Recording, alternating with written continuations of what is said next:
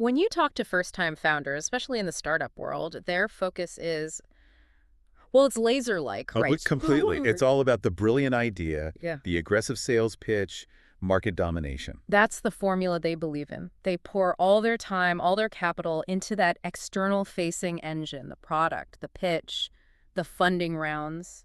And you get it, it's an understandable tunnel vision, but the research we've been looking at, it really challenges that. It's like, imagine your startup is a high-speed car. Okay. You've focused only on the engine.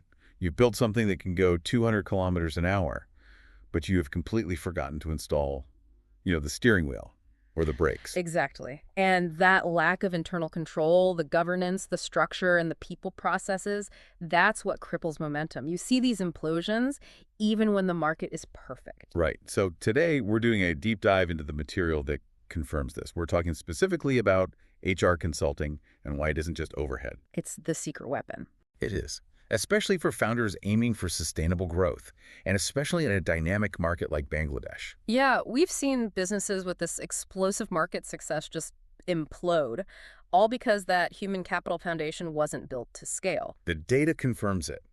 Neglecting this is the real growth killer. So let's put it to you, the listener. You're a founder, you're frantically coding, chasing investors, who is managing the inevitable office fight about the AC thermostat. A trivial thing that can derail an entire afternoon. And more critically, who's ensuring your employment contracts don't get you a massive compliance fine next year because you pulled a template off the internet. And that is the mission for today. We're going to pull out the most vital insights from our material on the necessity, the true cost, and the strategic value of professional HR consulting. The idea is to show how expert guidance can preempt all that risk and build a foundation that actually supports growth. Instead of hindering it. Okay, let's unpack this. The first bit of data here is pretty sobering.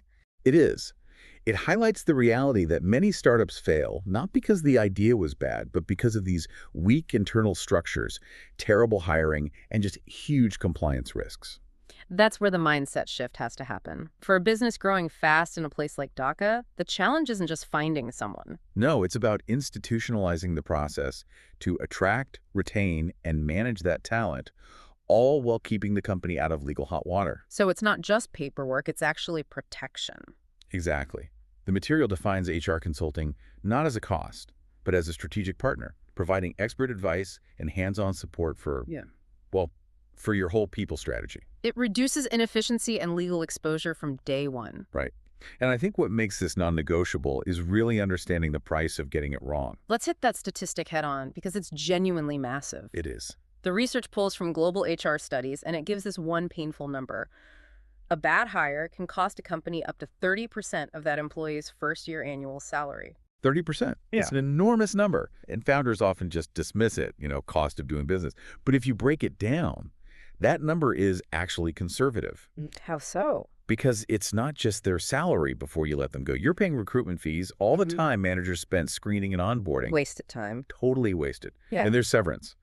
But the real hidden cost. It's the opportunity cost. Absolute. The projects that stalled, the client relationships that were damaged, the hit to team morale because everyone else had to pick up the slack. So if you hire 2 senior people and both fail within a year, that 30% is...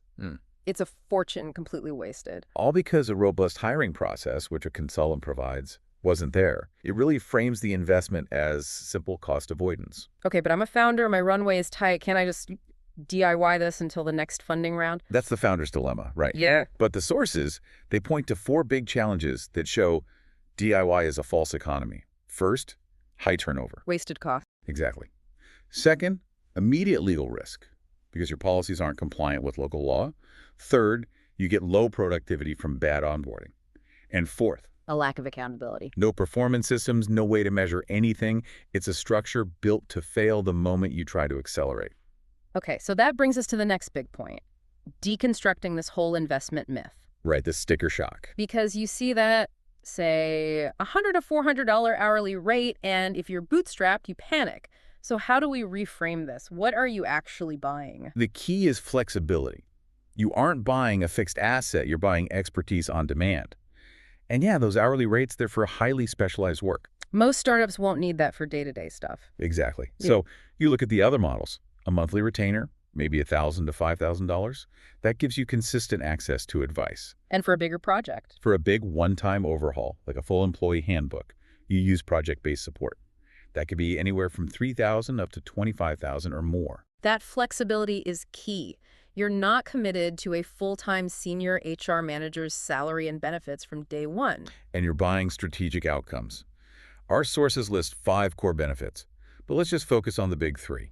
Number 1, and it's listed as the highest priority, is strategic planning. So this is HR getting a seat at the main table. It's where HR stops being admin and starts aligning your people strategy directly with your business growth objectives. I like that. It's about trajectory, not just forms. What's next? Secondly, risk management. In a place with evolving regulations, managing the risks of hiring, firing, and compliance with local labor codes is just non-negotiable. An expert builds your shield. And the third. And this is vital in Bangladesh talent acquisition. A consultant helps you develop strategies that actually work to get top local talent in a super competitive market. So, lower turnover, higher efficiency, and less legal risk. It's the foundation that lets you accelerate without the whole thing falling apart. That's it. So we've got the why. Let's get really practical now. What do these consultants actually do? Okay, for a young company, it absolutely starts with the boring but essential stuff. Compliance. And this is where that local expertise is everything. We're talking adherence to Bangladeshi employment laws, accurate HR documentation, getting your policies right. It's what keeps you out of court. So the shield is up, then you build the team. Exactly. Recruitment and staffing. This is where you save that 30% bad hire cost. A consultant develops proper job descriptions, screens resumes with proven methods, and helps you build high-performing teams, not just fill seats. Then the money part. Compensation and benefits. In a market where top talent gets poached constantly, you have to know the going rate. And a consultant has access to market data that you just don't.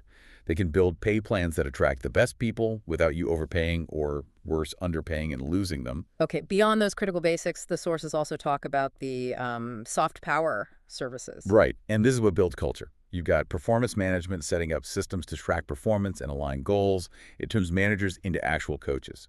And then the thing that makes people want to stay. Enhanced employee engagement.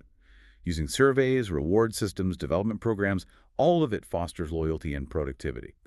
Culture isn't something you build later. It starts with hire number 1. Okay, let's pivot to the big structural question. Consulting versus hiring an in-house person. When does it make sense to outsource? The consensus in the material, especially for early-stage companies, is that consulting is often superior. The flexibility is just unmatched. I'm looking at the comparison points here, and the cost structure is the first huge difference. It is. Consulting is flexible, scalable. An in-house hire is a fixed salary plus benefits. It's a permanent line item. And the expertise level. A single hire has limited exposure. A consulting firm brings multi-industry experience, deep legal knowledge, best practices from dozens of other companies. You just can't replicate that with one person. Which leads right to scalability. If you grow 300% in a year, scaling an internal department is slow and hard. With a consultant, you just turn up the support. This is where you see services like a PEO, a professional employer organization, come in. Right. Explain that a bit. A PEO basically becomes your co-employer for all the admin. They handle payroll, benefits, compliance. They take the whole administrative burden off the founder's plate. So you can just focus on the core business. And this is where firms that really know the local landscape, a company like ikra.com in Bangladesh, can provide that crucial end-to-end solution. Exactly. They bring that blend of local regulatory knowledge with global best practice.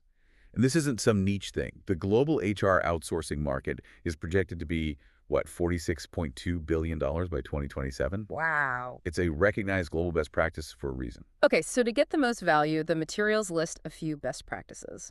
First, your consultant needs to be on top of changing labor laws, especially around remote work. Constant communication is second, clear alignment on goals. And the third, which has to be the top priority.